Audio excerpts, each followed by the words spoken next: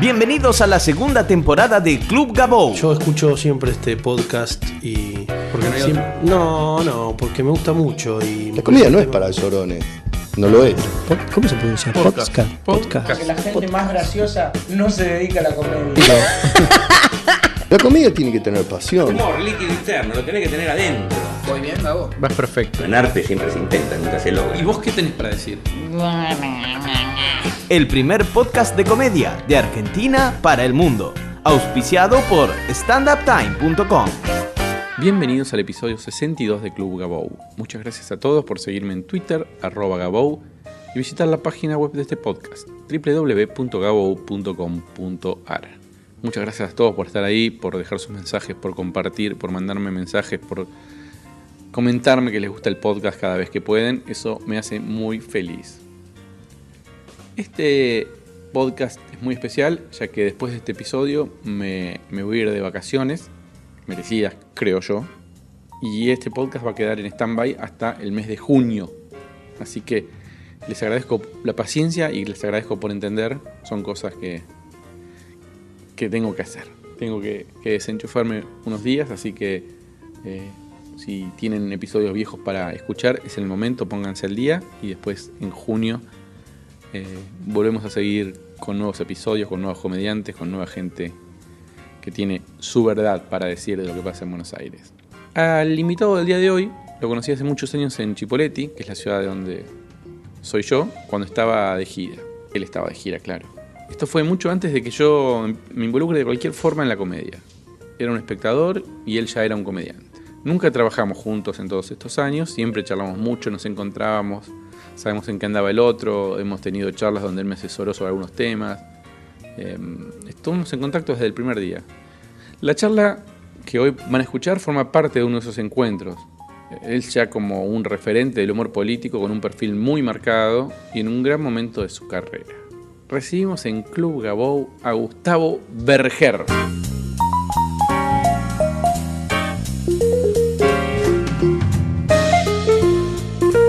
¿Te conté alguna vez dónde te vi yo por primera vez, no? Sí. Sí, En el casino de Chipoleti. Sí, estabas con Copani. Sí. ¿Vos empezaste con Copani? En realidad empecé antes, pero profesionalmente hablando, digamos que sí, que Copani es como la piedra fundamental de la carrera. A ver, para el que no sabe, vos hacías un número de humor, vos que hacías como plomo de Copani, que ponías como claro, técnico. el tema era, yo entré... La historia es... Vamos desde el principio. Yo siempre supe que quería hacer esto. Me empezó a interesar. A los 16, mi primera incursión fue copiar un show de un video, que era El Señor del Baño de Rudy Chernikov, y representarlo para mis amigos.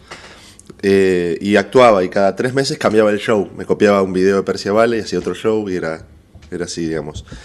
Me empecé a interesar, empecé a construir con los monólogos en base a chistes, que ahora se llaman de internet, pero en ese momento se sacaban de libros, no eran los chistes de internet.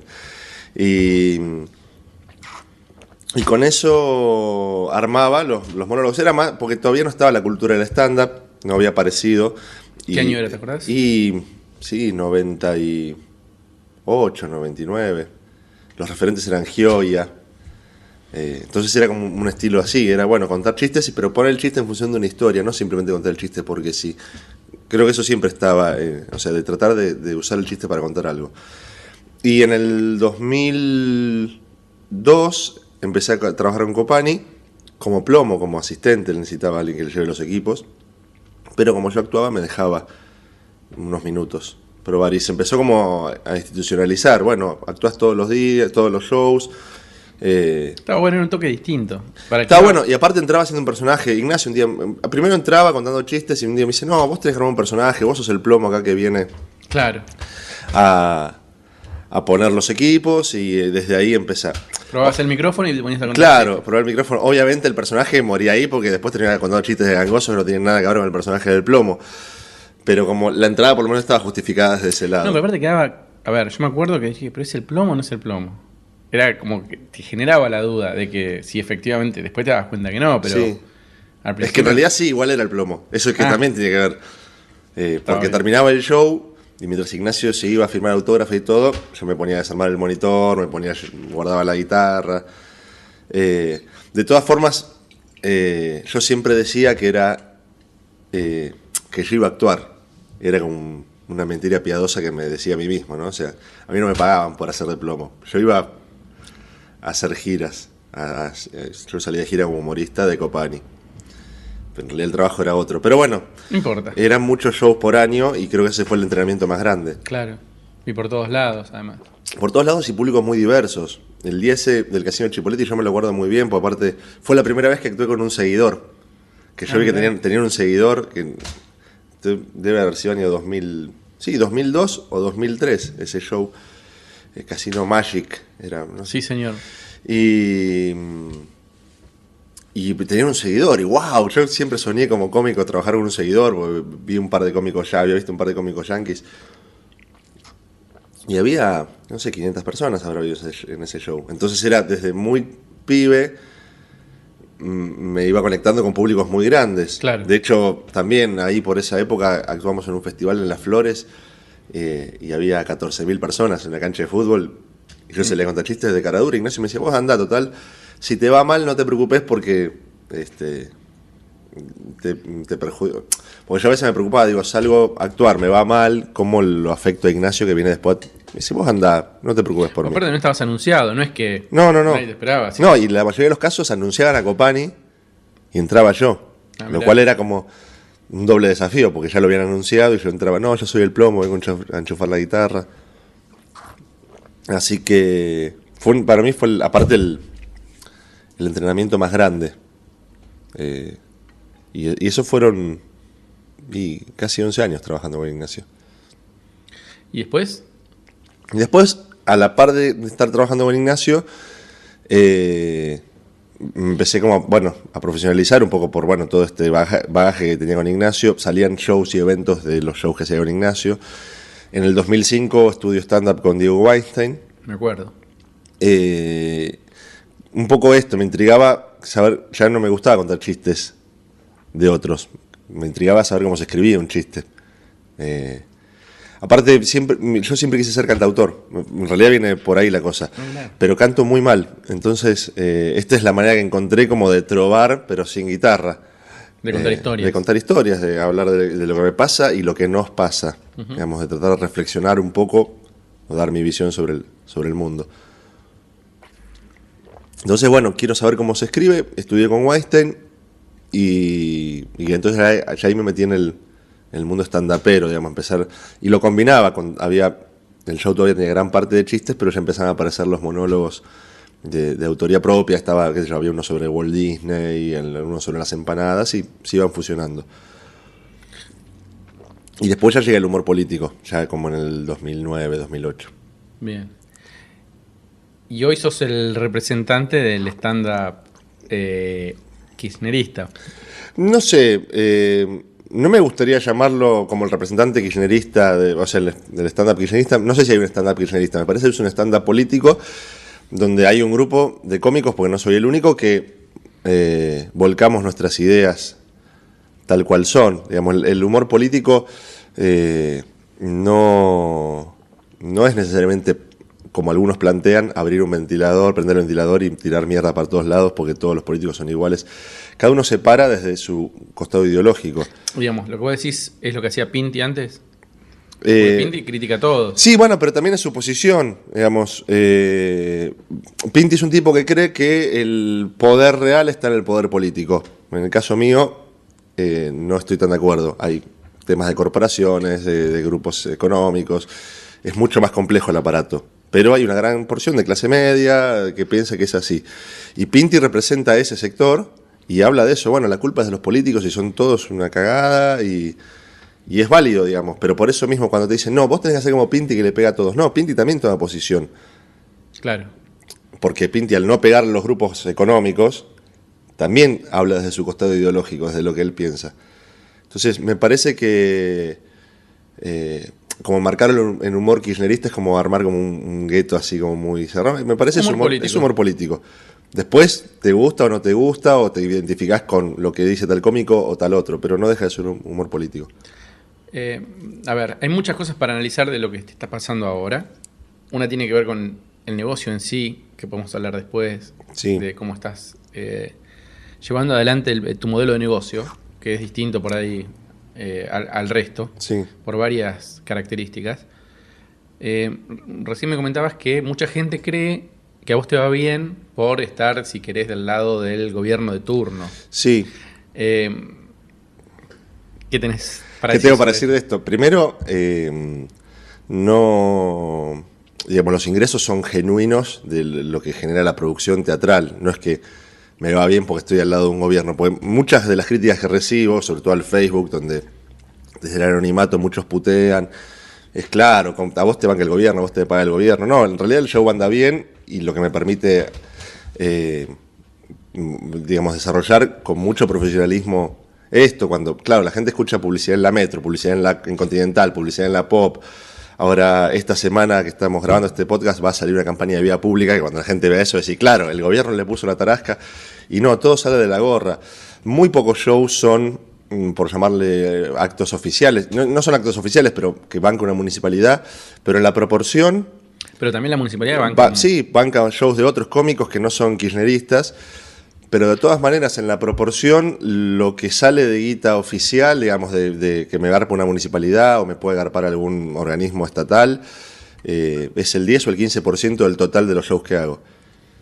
Lejos estoy de poder sobrevivir de lo que me da el Estado.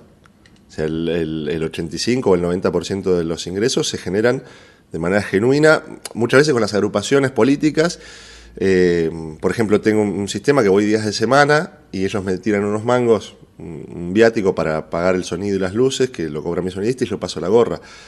Y el ingreso fuerte es de la gorra, digamos, no es que está, ni siquiera digamos, la cabeza de la organización está poniendo esa plata, lo juntan de la caja chica que tienen los pibes cuando hacen una peña o algo, tienen esa guita y con eso nos terminan pagando el sonido. Entonces, bueno, no es que por un lugar desde lo que es te banca el Estado, no. Por otro también me dicen, claro, a vos te va bien porque la viste y como le hablas a un grupo de fanáticos kirchneristas, y sí, puede ser, pero me parece que ahí tiene que ver con lo que hablábamos un rato antes de comenzar a grabar el podcast, que es de que cada cómico se tiene que encontrar su público. Claro. Y yo lo encontré ahí. De hecho, cuando empecé a hacer esto, todos me decían, ¿cómo vas a hacer eso? ¿No te das cuenta que un montón de gente te va a dejar de ir a ver? Y ahora que me va bien me dicen, ¿cómo la viste? Y no, fue una apuesta y en realidad se trató ni más ni menos que hablar de lo que yo tenía ganas de hablar. Es que yo creo que cuando uno es genuino, cuando se dice que el humor es verdad, la gente valora eso. Pueden no estar de acuerdo, igual, a ver, por ejemplo, hay un ejemplo para mí muy claro de esto que es Peña. Sí. Fernando Peña era un tipo muy frontal, muy crudo con las cosas que decía. Yo incluso no estaba de acuerdo en todo lo que decía, pero la verdad es que estaba buenísimo ver que el tipo decía lo que él pensaba y estaba perfecto que sea así. Entonces, muchas veces no tiene que ver con estar del lado o pensar lo mismo del que lo está diciendo, muchas veces sí, pero digamos, cuando el tipo es verdad, Sí. garpa.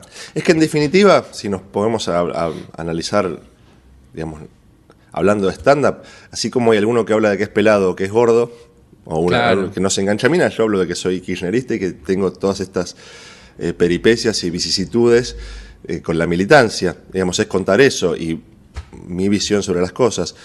De hecho, viene mucha gente del show que sale y me dice, mirá que yo no estoy de todo de acuerdo, pero está muy bueno. Muchos cómicos, colegas han venido a ver el show, me han hecho esta misma manifestación. Che, no, el show está bueno.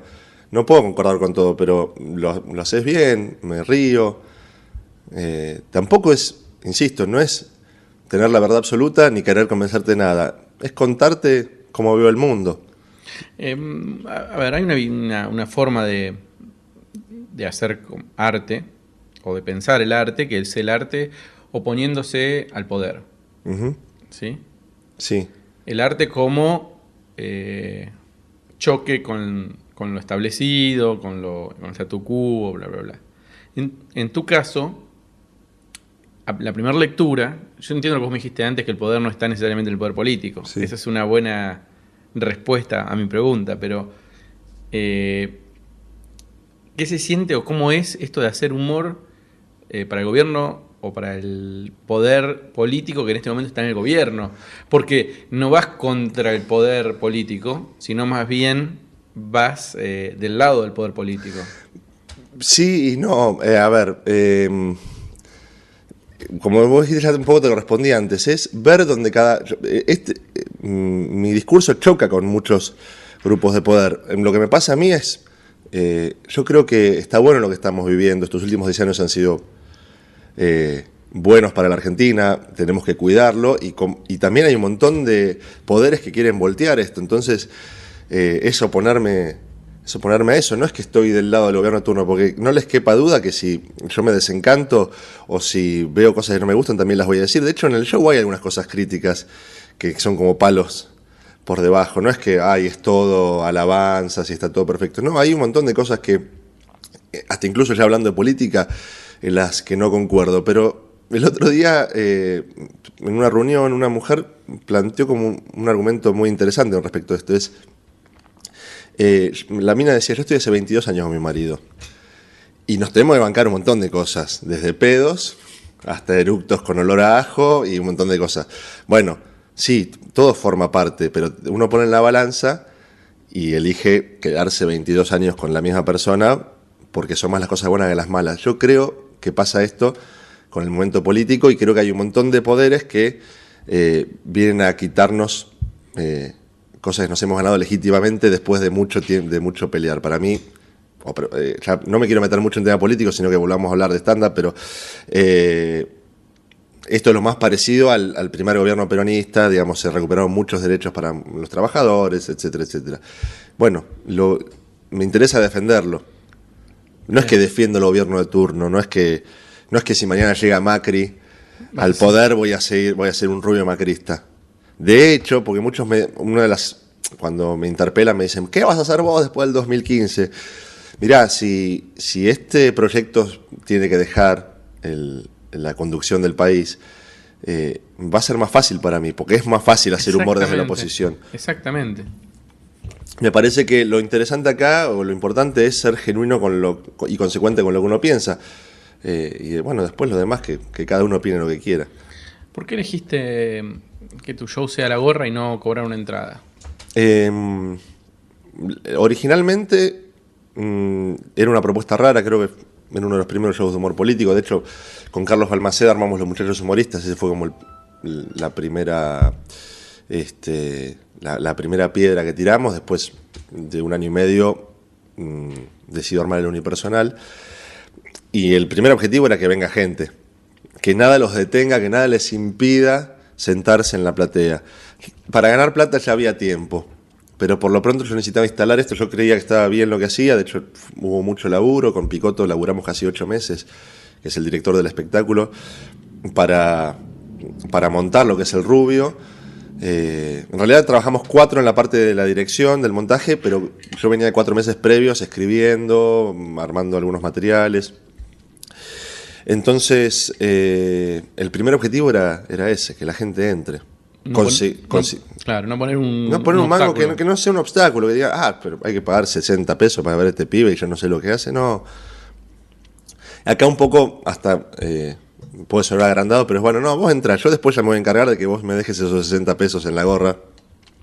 ¿Qué es lo que está pasando ahora? Digamos, yo no siento en la recaudación de gorras que haya una merma con respecto a un valor de entrada paga. Bien. Si vos haces el promedio, sí, da un poco por debajo. Da como si hubiese llenado la sala 2x1. Pero hay que llenar la sala 2x1. Totalmente. Y yo prefiero hacer una sala llena 2x1 que media sala a precio pleno. Porque eso también alimenta el mito. Che, se llena, andá. Nosotros, recién te contaba, arranqué en febrero, y febrero siempre es un mes bastante choto, como de transición, y era para ver qué pasaba, y agotamos entradas el primer fin de semana, sábado y domingo, y dijimos, bueno, no, es porque volvimos, porque hace un mes y medio que no estábamos haciendo funciones. Y el fin de semana siguiente lo mismo, y hubo una función que fue la que estábamos, no puede ser, la gente, tenemos un sistema de reserva las entradas por mail y las viene a buscar una hora antes. Y faltaba 40 minutos para la función y estábamos con Juan, que trabaja conmigo, diciendo, no puede ser que nada más que 90 vinieron a buscar la entrada, estábamos puteando. Entonces también miraba esto, ¿no? Como tiempo para atrás, que en la Manzana de las Luces, cuando arrancó el Rubio, decíamos, por favor, que vengan 20. Claro. Digamos, el sistema fue así, también se instauró que el Rubio labura la gorra y no me pareció prudente tampoco sacarlo, hoy por hoy. ¿Vas a seguir la gorra? Con el Rubio sí, capaz un próximo espectáculo cobra entrada. ¿Y qué consejo le darías a aquellos chicos que están empezando a hacer stand-up y tienen por ahí una sala en Palermo, en la plaza o en algún lugar, digamos, no muy grande? Están empezando, están pensando cómo armar su show y cómo cobrar la entrada y qué precio poner. Para mí la gorra es un muy buen sistema para laburar y para empezar a laburar. Sobre todo esto, el público te quita un poco de presión también, porque la gente paga, ponele, lo que sea, desde 50 a 100 mangos una entrada, que es lo que vale una entrada para ver stand-up del nivel medio. Después hay de más también. Uh-huh. Hay ya algunas entradas de stand-up de los espectáculos más importantes que están rozando los 200. Pero vamos a hablar de ese nivel, de entre 50 y 100 mangos. Y la gente quiere que vos le retribuyas el valor de la entrada con un show de calidad. El tema de la gorra te quita un poco de presión con respecto a eso. Bueno, el espectador hasta entra más distendido. Vamos a ver qué pasa. Y eso me parece también es bueno para que el cómico se vaya fogueando. Después, con respecto a los espacios, me parece que en cualquier lugar se puede armar. Digamos que los espacios son circunstanciales. Hay como una desesperación por el Paseo de la Plaza, que me parece que está bien, es un lugar central, se convirtió como en el faro del stand-up donde recae todo. Pero también pude comprobar por experiencia propia que lo puedes armar en cualquier lugar. Yo estuve en la Manzana de las Luces y fue mucha gente. Después, por un tema circunstancial, fui al Paseo de la Plaza en la segunda temporada y estoy a una cuadra en el Teatro Bambalinas y la gente sigue yendo. Y estoy en un teatro que se entra por una pizzería, que hay que subir 2 pisos por escalera y la gente va. Sí, me parece que si la propuesta engancha, la gente va a donde sea.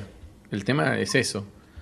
Yo me acuerdo que hace muchos años nos juntamos nosotros a charlar, sí, porque vos estabas haciendo cosas en la costa, lo hacías vos solo, hacías todo, sí, incluso ibas a restaurantes, pizzerías y arreglabas con los dueños de que vos pasabas la gorra, sí, y ¿cómo era esa época? Salía y pegaba los afiches y convocaba. Una muy linda época que no volvería a hacer, porque era hacer 2 shows por noche todas las noches con un viaje en el medio de 30 kilómetros. Era Mar de Ajó a las 9:30, San Clemente a las 12:30. Entonces arrancabas muy temprano, a las 3 de la tarde ya estabas armando el sonido en San Clemente, porque era el que tenía que estar preparado. Tenía 2 equipos de sonido, entonces tenía que armar el sonido en San Clemente, dejarlo armado y me iba a Mar de Ajó. Entonces armaba en Mar de Ajó, volanteaba, con la fichada que había hecho días previos venía gente, actuaba, desarmaba, llegaba a San Clemente 1 hora antes de la función y a volantear en la peatonal para que entren. Y todo solo, no existía ni el sonidista ni el asistente. Un poco lo aprendí de laburar con Ignacio, esto también con Copani, que nosotros hacíamos, en otra escala, hacíamos shows para, no sé, de 5.000 personas para arriba, porque actuábamos en las plazas, pero la convocatoria era esa, íbamos Javier y yo, que éramos los asistentes, con cinta scotch y afiches a pegar en todos los locales de la peatonal para que la gente se entere. Y elegías los lugares, me acuerdo que me contabas que no elegías Mar del Plata, Gesell, Pinamar. No. Elegías el lado B de la costa. Claro, pero ahí también tenía que ver. Mar del Plata es como meterte en Buenos Aires. ¿Cómo convocas en Mar del Plata? Primero peleas con los tanques, que claro, hay teatrales, y después nadie te va a dejar pegar un afiche en un local. Ahora, vos actuás en Aguas Verdes, que tiene 2 restaurantes y 25 locales en una calle principal por la que pasan todos. Y hay gente en Aguas Verdes. Vos necesitas juntar 50 o 60 personas. Entonces es mucho más fácil el tema de la comunicación. Y además hay menos propuestas. Hay menos propuestas. De hecho, de todo ese corredor que yo decía que era San Clemente a Mar de Ajó, a veces me estiraba hasta Gesell, o Valeria del Mar. De hecho, sí, bueno, Gesell era como la punta. El que más costaba era San Bernardo o Gesell, que eran como lugares los más populosos, porque claro, también había muchas más propuestas. Pero tenían, por ejemplo, San Bernardo o Gesell tenía la ventaja que la peatonal era lo mismo que volantear en la puerta del Paso de la Plaza. Tenías una... Si vos más o menos volanteabas bien, te garantizaba un 30, 40 personas de piso que entraban de la peatonal. Más todo lo que podías convocar con algún afiche, etcétera, etcétera. Pero me iba mejor actuando en Costa del Este, actuando en Aguas Verdes, actuando en Santa Teresita, en Mar del Tuyú. Era heroico. Yo lo veía y digo, este pibe no puede ser lo que me está contando. Era como, ya en su momento era una cosa que... Era saber que me quería dedicar a esto. Entonces tenía que hacer todo con tal de no trabajar, como decían algunos, ¿no? Pero entonces yo desde muy chico sabía que me quería dedicar a esto, que te lo decía antes. Yo cambié la guita de mi viaje de egresados, que mi viejo me lo iba a pagar. Le dije, no, con la plata del viaje de egresados, comprarme los equipos de sonido. Y no me fui de viaje de egresados y a los 18 ya tenía un equipo de sonido para actuar en bares.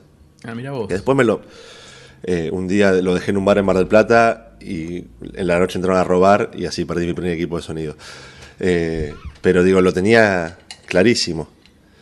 Entonces, bueno, pero también siempre buscando hay que ser ingenioso en esto. Y esto tiene que ver con la producción también. Vos recién me decías los consejos. El primer consejo que le puedo dar a un pibe que empieza es: primero preocúpense por el show. Me parece eso es lo fundamental. Me pasa muchas veces y a veces me agarro los pelos porque tengo charlas, che, ¿qué me aconsejarías? Entonces hago toda una explicación muy abarcativa que empieza por preocúpense por tener un show bueno, después fíjate, puedes convocar así, así, así, y empiezan por lo último, por cómo convocar. Claro, a mí una vez yo producí un show que me dijeron, loco, vamos a gastar esta guita en prensa. ¿Qué te parece? Y me parece un horror, le digo, porque llega a venir un periodista y ve este show y lo va a matar. Entonces le va a salir el tiro por la culata. Agarren esa guita, páguenle a un director que dirija esto, que lo ponga bueno, que sea un show de la puta madre y va a ser la mejor prensa, el boca a boca. Claro. Ahora, si empiezan por la prensa, con un show choto, es tirar la plata, es prenderla a fuego. Sí, aparte después hay otra cosa que es, muchos tienen esta fantasía de que el prensa te va a conseguir la tapa de Clarín. A ser famoso. Y la realidad es que ningún prensa te va a conseguir. El prensa lo que tiene es contactos. Entonces, si vos más o menos tenés un buen show y te vas posicionando bien, el prensa te ayuda capaz a llegar un poco más allá de los medios. Pero nadie te va a conseguir lo que vos no te puedas conseguir por tus propios medios. Eso también lo aprendí con Ignacio. Ignacio no contrataba agencia de prensa, me enseñó el laburo, un poco eso lo aprendí también. Uh-huh. Y era esto, no te van a llamar, por más que pongas al mejor prensa, no te va a dar la tapa de Clarín si no tenés un espectáculo que la gente le puede interesar y en el que Clarín se puede interesar. Pues los prensas muchas veces te proponen eso, ¿viste? Te prometen. Y después terminas gastando mucha guita en un prensa y terminas haciendo notas en FM Palermo. No por desmerecer a FM Palermo, pero digo, no, a ver, esa guita te lo podés conseguir vos. Llamás al productor del programa y te conseguís FM Palermo si querés. Claro, el tema, a ver, hay que ser claro con esto. Porque no voy a defender a los prensas, porque hay muchos chantas, pero también hay mucha gente que trabaja bien. El prensa lo que te propone, o para lo que te cobra, es para hacerte la gestión. Claro. Decir, yo voy a mandar la gacetilla, voy a mandar un mail, puedo llegar a presionar un poco más, un poco menos a un tipo en Clarín o en La Nación. Ahora, si el tipo no lo ve como algo, el periodista no lo ve como algo comunicable porque no es interesante o porque no es diferente al resto o por lo que sea, no va a salir. Sí. Y acá un poco lo que dice Andrés López tiene un podcast muy interesante de El Manual del Buen Comediante en YouTube. Son como 4 capítulos. Y una de las cosas principales que yo aconsejo a todos los que me dicen, mira, primero mirate Andrés López, ese Manual del Buen Comediante. Y habla de esto, de ser original en contenido y en estilo. Eso es lo que nos va a diferenciar. Y eso es lo que después va a lograr que nos quieran hacer una nota. En el caso mío, hago humor político. Bueno, soy un cómico, te puede gustar más o menos, pero diferente a a la gran mayoría de los que viste. Eso es lo que hace interesante y eso es lo que también genera que la gente venga, que me puedan haber hecho algunas notas más que capaz algún otro colega. Tiene con esto, entonces, que primero encuentren su estilo, piensen lo que quieren hablar. El otro día hablaba con un pibe que hace stand-up y me pasa un material, me dice, yo quiero que hagas esto. Le digo, pero ¿por qué no lo haces vos? Era un material muy político sobre Madres del Plaza de Mayo. Y me dice, no, porque me parece que sería un honor que lo hagas vos. Aparte, yo estoy preparando una cosa, un monólogo de que no creo en los políticos son todos una mierda. Le digo, ¿y vos pensás eso de verdad? No, pero a la gente siempre le gusta más eso. Bueno, primer error. No piensen en la gente, piensen en el show que quiere hacer uno y después vemos dónde está ese público que te quiere escuchar. Totalmente. Y hay el que lo está haciendo muy bien es Fede Simonetti, por ejemplo, que tomó también un camino de bueno, no, yo ya no quiero hablar de los mismos temas de siempre y se mete mucho con el humor negro, con cosas muy filosóficas en muchos casos, pero me resulta muy interesante esa Seba búsqueda. Rubio. Seba Rubio, sí, bueno, el show de Seba Rubio es increíble. Habla de las invasiones inglesas, habla del hombre que pisó la luna. Sí, hay varios, me parece, que van en esa búsqueda. Digo, está la gente, los comediantes por ahí más grandes que hacen un stand-up judío, Moldavsky, Sí. Gerardo Fraideles. Y buscan un público específico, Malena Claro. Pichot, Sí. Luciano Mellera, cada uno Sí, busca sí, su sí. público. Y ahí está, digo, no tiene sentido estar peleando por... Que después, como no sé si ya lo dijimos o lo charlamos fuera del aire, después hay gente que puede ir de afuera que no es decididamente tu público y se puede divertir.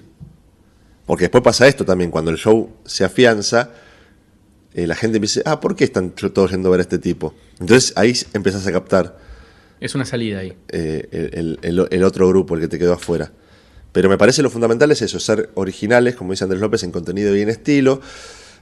Laburar mucho, porque ese es el otro tema. No quiero generalizar, pero hay una gran parte del stand-upero que no labura en sus materiales.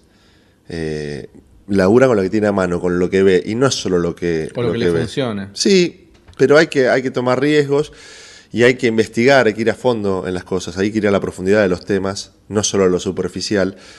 Y vuelvo a Andrés López. Andrés López dice en un momento, dice, ¿qué tengo que hacer? Lean mucho, lo que sea, física, química, historia, todo va a sumar. Entonces me parece que es esto también, es un laburo a tiempo completo y me parece que hay que tomárselo como tal.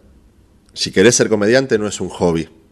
Totalmente. Hay que tomar una decisión. Bueno, voy a ser comediante. Sí, no, porque yo tengo otro trabajo. Bueno, sí, porque a veces me dicen eso también. No, pero vos porque vivís de esto, pero yo tengo otro trabajo. Bueno, pero en algún momento yo tenía otro trabajo.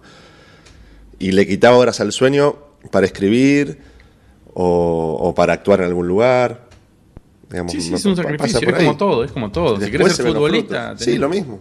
Si querés hacer cualquier actividad, tenés que dedicarte y O sea, ponerle mucho huevo. Los futbolistas que triunfan vienen de su pueblo natal, se meten en una pensión, entrenan capaz 3-4 años con la quinta, la cuarta y la tercera de Boca y terminan jugando en el Porvenir después porque ahí hacen la limpieza y algunos tienen más suerte que otros, pero bueno, hay que esforzarse. Totalmente. Bueno, ¿hay algo más que quieras comentar de tu experiencia en este show tan particular? No, sí, en realidad podremos hablar muchas cosas. Un poco lo que hablábamos de esto es el formato de producción, que después hay otro tema también, es a los pibes, fórmense en producción. No te digo que te hagas un curso, pero hay un par de libros que no Que se muerden pueden y que no está de más leer. Sin ir más lejos, el que yo siempre recomiendo es el Laboratorio de Producción Teatral 1 de Gustavo Schrader. Ahí está todo. Ahí está todo. Y está aplicado a Buenos Aires, además. Está aplicado a Buenos Aires y porque muchas veces también dicen, no, pero esto es para el teatro. Bueno, no, el stand-up, primero el stand-up es teatro, pero después trata de abstraerlo y adaptarlo a tu entorno. Ese libro se consigue en todos lados. Se consigue en todas las Avenida librerías y después si investigás un poco, es más, a los cómicos que me han pedido, yo tengo más bibliografía, tengo de Marisa de León, tengo un par de cosas más. Lo tengo todo en PDF, me mandan un mail y se los mando. Pero me parece que está bueno que se formen también en eso. Sí, es O importante. vayan a buscar un productor. Hay momentos en que un productor es importante y otros que no. Digo, hay momentos en que uno mismo se tiene que producir. Me parece que es fundamental para todo comediante saber lo que implica un productor, porque muchos vienen a buscarme a mí. Para que le llene la sala. Sí, Y no- o para que le llenen la sala o para cuando empiezan. Y es como buscar un director técnico cuando estás jugando en el potrero. Claro. Cuando seas profesional hablamos. No es de agrandado, pero la verdad es que es mi trabajo y son pocos los proyectos donde a mí me gusta empezarlos de cero. Sí. Y ya cada vez menos lo puedo hacer porque no tengo tiempo tampoco. Tengo que dedicarme a hacer otras cosas. Entonces, es esto. Es muy bueno aprender a producir. Como yo me tomé el trabajo también de hacer stand-up. Sí. Digo, por el otro lado. Sí, vos arrancaste por el stand-up y terminaste lo del productor, pero sabés. Me subí a un escenario, sé lo que se Sabés siente. de qué se trata. Claro, sé lo que se siente estar en el camarín, estar por salir, tener el público, no tener la gente en la sala. Sí. Que no tener un vaso de agua para hacer el amor. O sea, sé lo que Sí, se y trata. también que hay un error grande que es pensar que el productor te va a llenar la sala. Es lo mismo que recién hablábamos de los prensas. El productor tiene un laburo que es producir. Después hay muchas circunstancias aleatorias que hacen que un espectáculo ande bien o ande mal. Exactamente. Yo he visto, porque algunos te dicen cosas, ¿viste? O te critican algunos otros productores. Y vos decís, pero pará, yo vi fallar a Rottenberg. Porque es eso, a veces es prueba y error. Pero aparte no hay ninguna fórmula, ¿eh? No hay- Ni siquiera poniendo, a ver, me ha pasado a mí, 2 comediantes buenos no garantizan que el Sí, show sea bueno, bueno ni que yo sea ponía exitoso. ese ejemplo. Uno de tus ejemplos de 2 comediantes buenos que no tuvo el éxito, que venías de hacer un éxito. Claro. Y quisiste repetir la fórmula. Y no funciona así, funcionó. no es matemático. No es, pongo 2 comediantes buenos y esto tiene que funcionar. O 3 comediantes buenos y tiene que funcionar. Está lleno de ejemplos donde eso no funciona. Sí, Rottenberg siempre hablaba, y Pepe Monge, un espectáculo era El Televidente, con Rodolfo Rani y Pepe Monge, que fue como el récord de funciones suspendidas. Tuvieron el estreno con público, un par de funciones suspendidas por 6, 7 espectadores que las levantaron y levantaron la obra, y no tuvo funciones. No hay Porque la gente explicación. nunca se interesó. Y vos me decís, che, tenía un buen libro, sí, la obra estaba buena, sí, los actores eran buenos, Rani, Pepe Monge, y falló, y producía Rottenberg. Y Brujas, que fue el mayor espectáculo del teatro comercial en la ciudad, lo hicieron medio a las apuradas, no habían leído bien los textos, el productor, y bueno, no hay una explicación. A veces funcionan cosas porque funcionan Sí. y no funcionan cosas porque no funcionan. Que no hay una lógica. Se pueden hacer las cosas bien. Digo, si vos haces las cosas bien y te va mal, bueno. Ahora, si haces las cosas mal, es muy difícil que te vaya bien. Claro, sí. Entonces, yo puedo tolerar o puedo trabajar en un proyecto donde las cosas se hagan bien y salgan mal. Mala leche. Ahora sí. Sí, hay que tomárselo todo con seriedad. Y me parece que ese es en definitiva el kit de la cuestión. Totalmente. Hay que tomarse esto con seriedad. Es un laburo. Si laburás, a la larga se terminan recogiendo los frutos del árbol. Sí. Bueno, Gustavo, muchas gracias por venir. No, gracias por la invitación. Nos vemos la próxima. Dale. Viens voir les comédiens, voir les musiciens, voir les magiciens qui arrivent. Viens voir les comédiens, voir les musiciens, voir les magiciens qui arrivent. Les comédiens ont installé leur tréteau, ils ont dressé leur estrade étendue des calicots. Les comédiens ont parcouru les faubourgs, ils ont donné la parade à grand renfort de tambour. Devant l'église, une roulotte peinte en vert, avec les chaises d'un théâtre à ciel ouvert, et derrière eux comme un corps